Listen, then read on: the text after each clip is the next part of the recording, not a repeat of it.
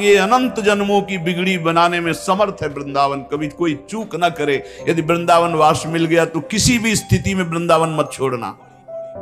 हमारी प्रार्थना मान लेना, अनंत जन्मों की बिगड़ी बन जाएगी।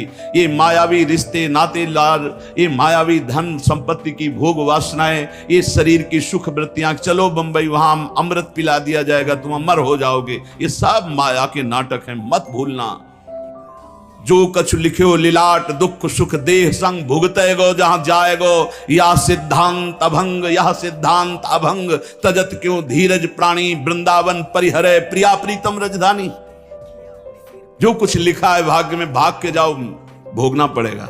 यहां तो मिटा देंगे मेरी लाडली जो है। अधिक कष्ट कभी देखा ही नहीं। जब अधिक कष्ट हुआ है तो अधिक दुलार मिला है। कई बार बताया, विश्वास कीजिए, इसलिए प्रार्थना है ना वास कर पाओ अगर सौभाग्य ऐसा नहीं तो आश्रय। आश्रय ऐसे माना जाता है कि जैसे आप विदेश गए हो, लौट करके आप अब जहां छुट्टी मिली तो घर के लिए कैसे भागते हो, ऐसे वृंदावन के लिए भागो। और आपका एक एक दिन वृंदावन के चिंतन से व्यतीत हो तो आपका दृढ़ आश्रय माना जाएगा कि आप वृंदावन आश्रित हो। जो वास वाले को फल मिलता है वही आश्रय वाले को भी फल मिलता है। शकल कृष्ण धामाद्भुतम, भगवान श्री हरि के धामों में बड़ा अद्भुत धाम वृंदावन है। तदे तदखिलाद्भुतम भज रसेन वृंदावनम। तो यहां का भजन करने वाले भी अद्भुत हैं। ऐसे अद्भुत भजनानंदियों का संग करके, रस में डूब करके श्री धाम वृंदावन का भजन करो। एक एक तुम्हारी वृत्ति जितनी कीमती है वो कीमत संसार में है ही नहीं। एक एक श्वास तुम्हारी जितनी कीमती, वो संसार में धन ही नहीं है कि तुम्हारी श्वास का कीमत दे सके।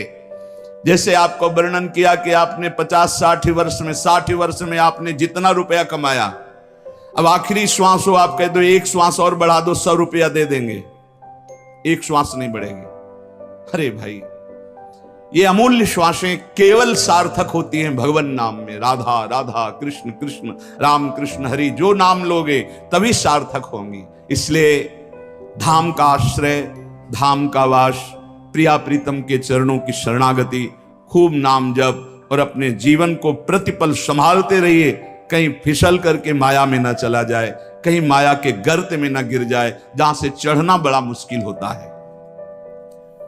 संत महापुरुषों के वचन भगवत मार्ग में हमें बड़ी पुष्टता प्रदान करते हैं, भगवत मार्ग में उत्साह प्रदान करते हैं। कुछ हमारी कमियां रहती हैं जो संत वचनों से ही दूर होती हैं।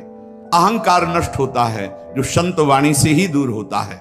हमारे विचारों की पवित्र गंगा प्रकट हो जाती है।